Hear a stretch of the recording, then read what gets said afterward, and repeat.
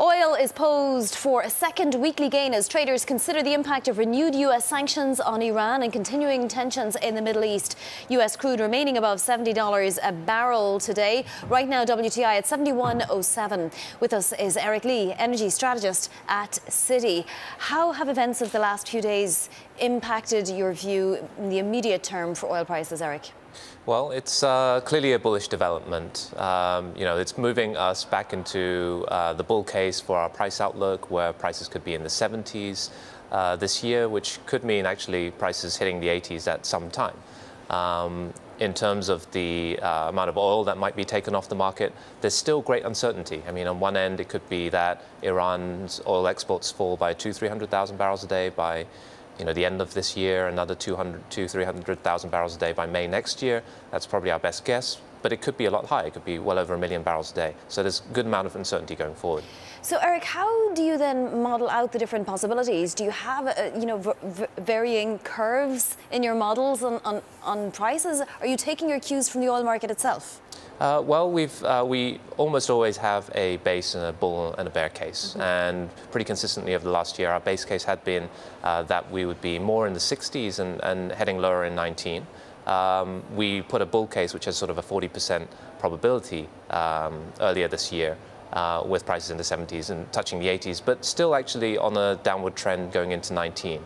But there's a lot of there are a lot of possibilities, and I think there are so many moving parts. How tough are U.S. sanctions? How leaky are the sanctions, given that the U.S. is going it alone? And how does this change the calculus for OPEC and Russia's oil production cuts? Eric, a possibility, according to another bank, is oil at $100 next year. How likely? To us, we think this is a lot less likely. I mean, there are a number of different factors. One is, how much oil gets taken off the market with Iran. For the moment, Europe and Iran, China and other parts of the former P5+1 want to try to maintain the JCPOA. Does that mean that less oil is disrupted out of Iran than expected? And then on the other hand, what does this mean for the OPEC-Russia deal? Both on the side of the US, Trump's tweet about artificially high oil prices, being concerned about gasoline prices in a midterm election year, and also if you look at statements from Russia, the UAE and Kuwait, and the Saudis just a few days ago, talking about being there to mitigate supply shortfalls. It's likely that the US and Saudi Arabia have some sort of understanding, and that could mean oil comes back to the market from OPEC and Russia sooner than it would have otherwise. Eric, can you just give a sense of which countries take the bulk of Iran's oil and how disruptive it would be for those countries? Sure. I mean, some of the major importers of oil from Iran include Europe, broadly speaking, also Turkey, and China and India, Japan and Korea. Now, out of those, we think it's more likely that Japan and Korea do start to reduce their oil imports from Iran. And we've seen also private companies in those other places that I mentioned also talk about shifting where they get the supply from.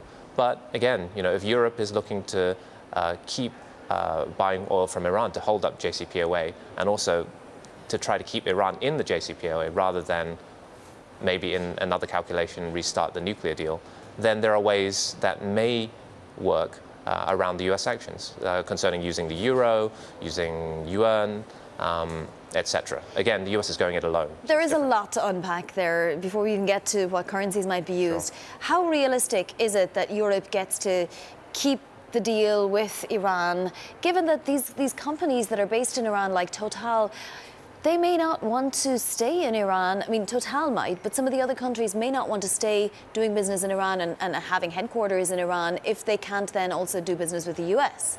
Yeah, no, that's a great point. So this is why I think the question comes down to, even without the partnerships, how big is the US stick in terms of using unilateral sanctions to effect this kind of change? I would say that actually a lot of sanctions had remained in place. That meant that the medium-term outlook for Iran in terms of investment by foreign companies was already very muted because certain sanctions had remained out of the US, just not necessarily oil sanctions. So other than Total, there was a fairly muted outlook for Iran's oil outlook in any case. So this is more sort of about near-term oil buying, in what currency, whether it affects shipping and reinsurance. How do you see it all playing out, Eric? It's sort of the secondary effects of all these sanctions that are really going to make the difference, right? Not the immediate sanctions themselves. Absolutely. Well, on one hand, do you have Europe, China, and India continuing to buy barrels from Iran? On one hand, if Iran oil exports actually don't dip very much, there's probably a higher chance that Iran stays in the nuclear deal. On the other hand, that may be unacceptable to the US. Now, if the sanctions do mean that, well, people do keep buying oil from Iran, but the US really exerts its sanctions to really inflict the greatest pressure, which seems like that's the idea, does that provoke miscalculations that eventually can lead to essentially the tail risk here, which is bullish, which is wider military confrontation in the Middle East? How much of a probability or possibility do you give that? Well, I wouldn't want to put a number on it, but certainly there is more probability of that pathway getting there, where the US exerts more pressure, Iran's imports drop, hardliners in Iran push for one way to gain bargaining power in this environment, which might be to restart the nuclear program. Then it's about the US willingness, along with Israel, to take military action. All right, well, we'll hold off on discussing that until it becomes more of a possibility. Hopefully that won't happen. But Eric, how does it impact the rest of the hydrocarbon space, your outlook for other commodities, for example, if oil continues to stay above 70 and maybe even go higher? Sure. Well, one part of this is what kind of supply reaction do we see in 2019?